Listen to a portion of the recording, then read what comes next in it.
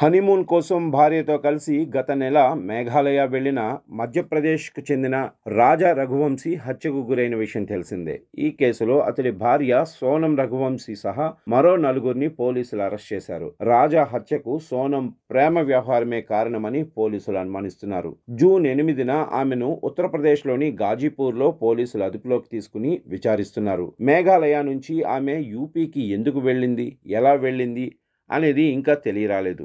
ఈ క్రమంలోనే సోనంకు సంబంధించిన వీడియోలు, ఫోటోలు ప్రస్తుతం సామాజిక మాధ్యమాల్లో తెగ వైరల్ అవుతున్నాయి. వాటిలో సోనం, రాజా రఘువంశీల వివాహానికి సంబంధించిన వీడియో ఒకటి ట్రెండింగ్ లో ఉంది. ఎక్స్ లో ఒక నెటిజన్ ఈ వీడియోను షేర్ చేస్తూ సోనం, రాజా రఘువంశీల వివాహ వేడుకను ఓసారి చూడండి అంటూ ఆమె ఇష్టపూర్వకంగా ఈ పెళ్లి చేసుకోవటం లేదని మీరు ఒప్పుకుంటారు. సోనం ఈ పెళ్లికి అంగీకరించుకుంటే రాజా ప్రాణాలతో ఉండేవాడు.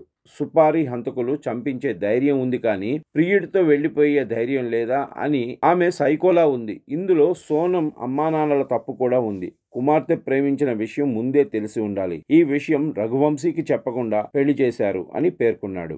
నెటిజన్ షేర్ చేసిన ఆ వీడియోలో సోనం నుదుట రఘువంశీ సింధూరం పెడుతుంటే ఆమె ముఖంలో ఎలాంటి సంతోషం లేదు. బాధపడుతూ నేల వైపు చూస్తూ ఉంది. మొత్తం 15 సెకండ్ల ఈ వీడియోలో రాజా చాలా హ్యాపీగా ఉన్నాడు. సోనం మాత్రం తనకు ఈ పెళ్లి ఇష్టం లేదన్నట్లుగానే కూర్చుంది.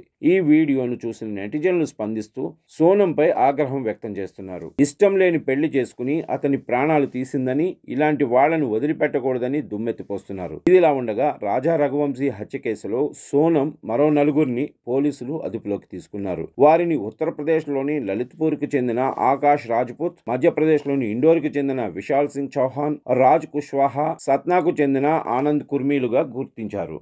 ఈ నిందితులను ఆదివారం కోర్టులో హాజరుపరిచి 7 రోజులు ట్రాన్సిట్ రిమాండ్కు పంపారు. అయితే తనకు ఈ హత్యతో ఎలాంటి సంబంధం లేదని, తనను అపహరించి డ్రగ్స్ బలవంతంగా ఎక్కించారని సోనం చెప్పడం గమనార్హం. ఆమె తల్లిదండ్రులు కూడా తన కుమార్తెను కుట్రపూరితంగా ఈ కేసులో ఇరికించారని అంటున్నారు.